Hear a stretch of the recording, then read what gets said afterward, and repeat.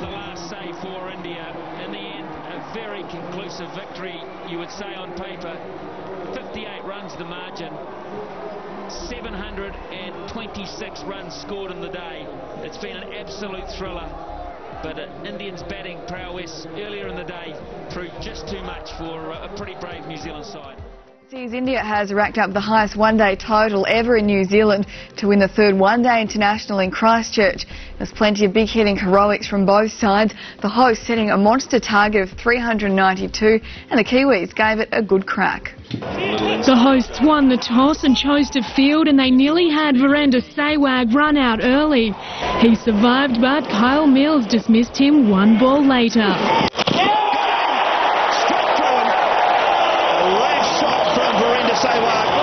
Gambia took his spot, but he could only manage 15 runs. It's an edge and gone. Butler strikes. While opener Sachin Tendulkar stood strong, bringing up his half-century off just 59 balls. That may be his 50. Let's wait for the call. It is 4 runs. So Tendulkar moves to 52 and he is looking ominous. Together with Yuvraj Singh, they made life difficult for the Kiwi bowlers until Grant Elliott ended Singh's heroics on 87. While Tendulkar was busy bringing up his first one-day century in New Zealand, and he quickly belted his way past 150. It took a stray ball to make him retire hurt with abdomen pain, while MS Dhoni's promising innings ended moments later on 68. It didn't matter, the visitors setting New Zealand a hefty target of 392.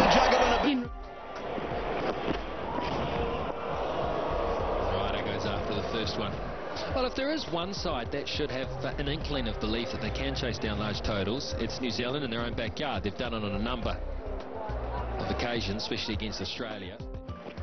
Because he was looking to bowl the shorter one, but it didn't get up. It's dealt with very, very well from Ryder. He's away. In front of the wicket.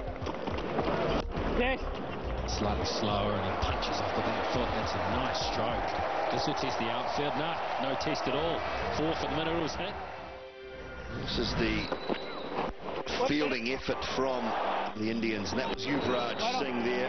He's been done twice, Yuvraj. A couple of just little blunders and then the catches that have gone down. These are all little things that be making the New Zealand side feel a little better. He goes again and just clears deep mid-wicket. Consecutive sixes here for Ryder. For the most part, and Brendan McCullum has chimed in. He's got New Zealand's chase off to a fantastic start. Probably as much, if not more, than New Zealand wanted. Ryder's had a life, and he's made them pay. And very next ball that was, out over extra cover, picked up his 50. And Brendan McCullum's also had a life.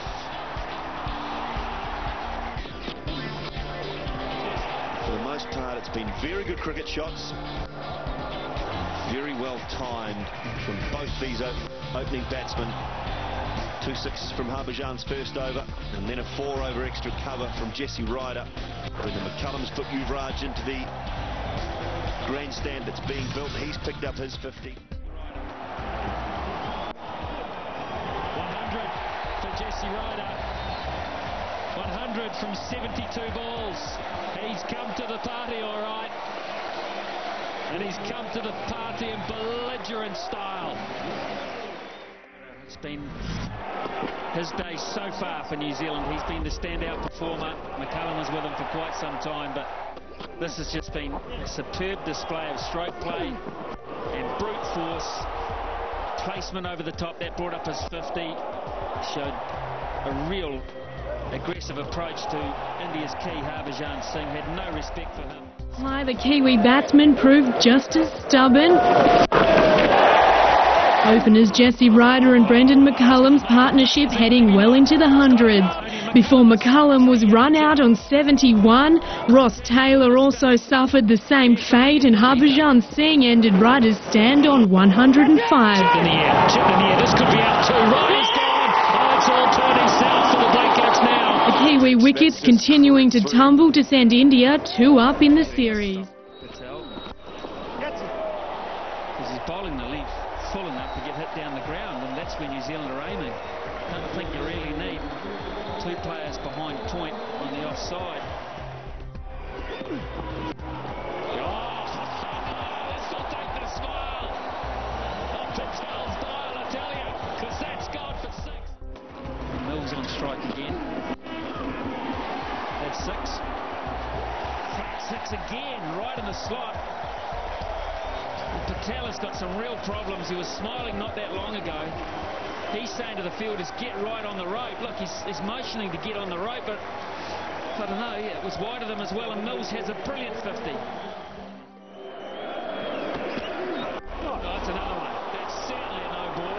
So another run, another extra. And they ran 1 too, so that's an extra run. That's the end of him. He's been removed from the bowling crease. Sensation here.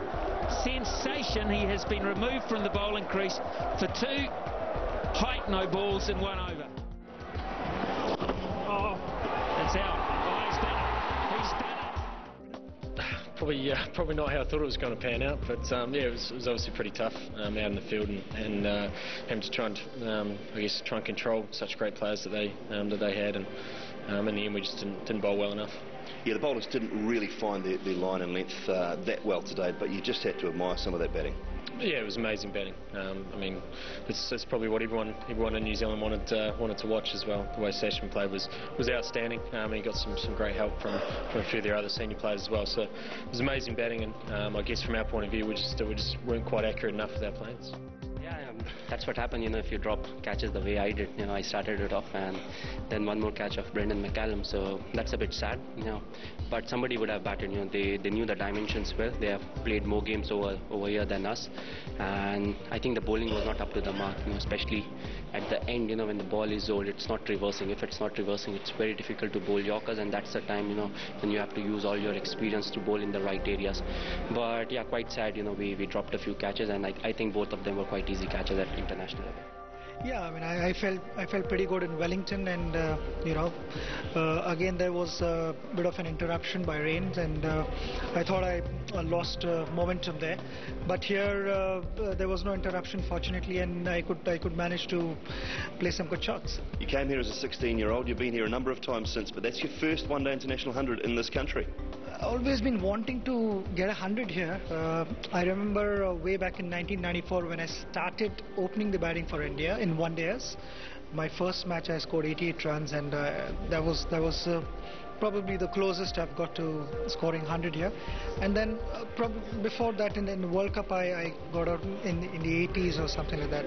But otherwise, unfortunately, last time when we were touring here I twisted my ankle, so I missed out on 4 one-days here. So haven't played that many number of one-days here.